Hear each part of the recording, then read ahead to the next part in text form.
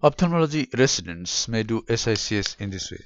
Put a superior rectus bridle suture. Apply povidone iodine over the ocular surface. This is the superior rectus bridle suture. After applying this suture, thoroughly wash the ocular surface with ringer lactate. This is a large incision, 8.5 millimeter. 6 millimeter or 6.5 millimeter incision is for the seniors. So 8.5 millimeter incision has been planned. Now in this case, after a radial cut, conjunctival peritomy is being done. In this case, the tenons is very thick, and initially only the conjunctiva is being incised at the limbus. Now this is the tenons. Tenons is very thick in this case. A little bit of tenons is being trimmed, so because sometimes when the conjunctiva retracts, this tenons gets exposed, and there is a remote chance of developing Tenons granuloma. This is the tenons on the other end. Little bit of tenons is being trimmed, and now Whitefield cautery, mild Whitefield cautery is done, and this incision is a almost straight incision. Mild frown has been planned, but it has become almost straight incision. And now sclerocorneal tunnel is prepared.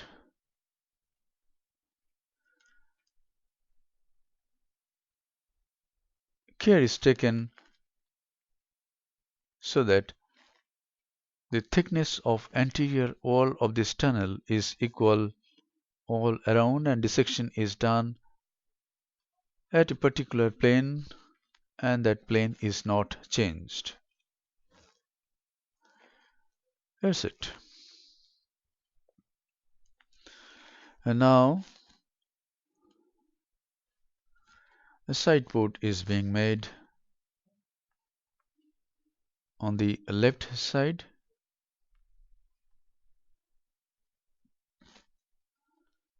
Air bubble is injected, and then trypan blue dye is sprayed over the anterior capsule.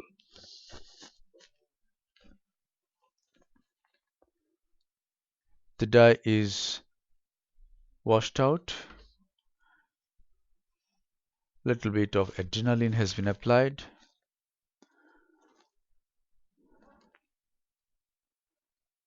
The patient is not very cooperative and moving his head a lot.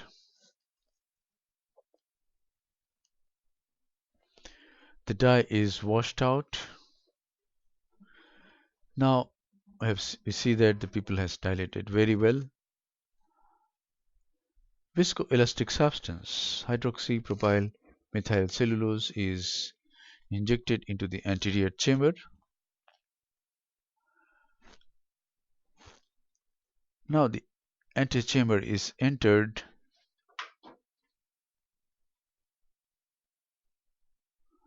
with a 2.8 millimeter keratome. One more side port is made on the right side of the main incision. These side ports will be used for cortical cleanup. Some more visco and capsulorhexis is done. A capsular tag is raised. This capsular tag is flipped. And now the cystitome is used to do rhexis. The patient was not cooperative at this stage, and it was very difficult to keep centration. So this part of the video is not nicely centered. capsulorhexis is done, can open-air capsulotomy can also be done because it is small incision cataract surgery, and the PMMA lens can be placed in the sulcus.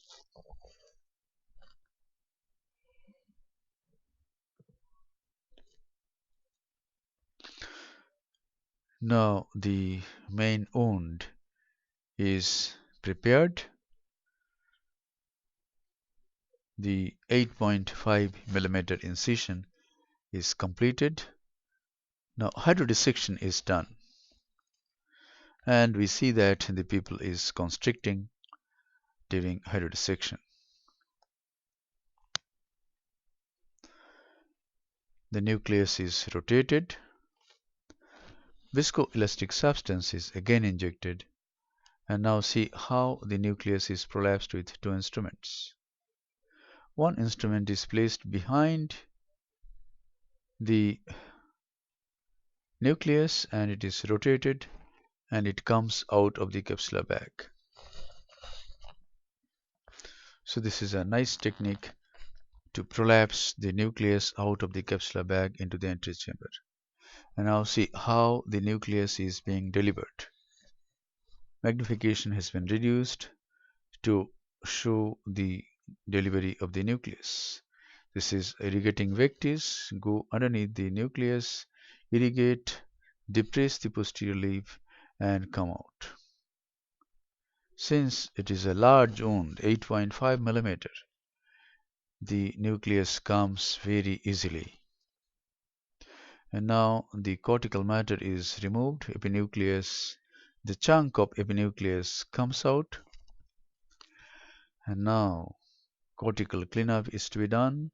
These two side ports that have been made, one on the right side, another one on the left side, will become very useful at this stage. Go through the left side port and clean the cortex from the opposite side.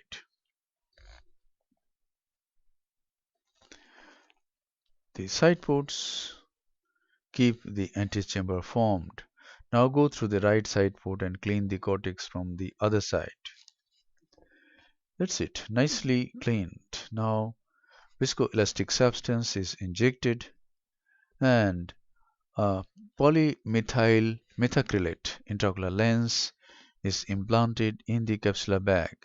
In this case, the pupil has become very small at this time, and hopefully it is going into the capsular bag. See how two instruments are being used to support the lens and place it in the capsular bag. That's it. The lens has gone into the capsular bag. Even if it goes into the sulcus, this is a PMMA lens, it will not cause any problem. And now, the viscoelastic substance that has been used is thoroughly cleaned out. Go into the antechamber, irrigate, go behind the IOL, irrigate the capsular bag, and after irrigating, aspirate and remove all the viscoelastic substance. And now the side ports are hydrated, and after hydrating the side ports, a final lavage of anterior chamber is performed.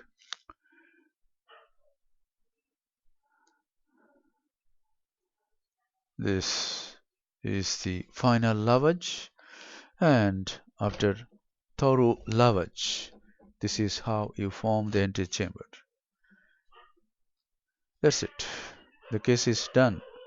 See, the main wound is not leaking, the lips are nicely opposed, and if you press on the eyeball, but there is no leakage. Now, the conjunctiva is brought forward and an anchoring suture is placed on the right side where there is a radial cut. And this anchoring suture is releasable. See how it is being done. It is being shown in lower magnification. Here it is. Take 3 loops.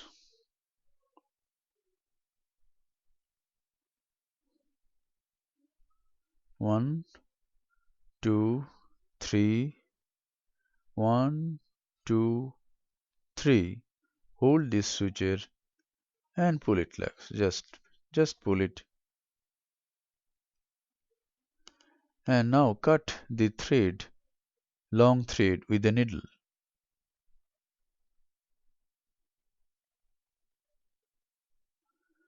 Just cut the long thread with the needle.